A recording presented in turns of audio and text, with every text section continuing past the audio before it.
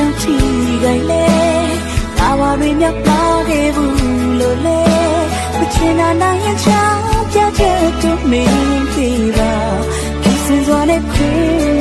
နားလဲမယ်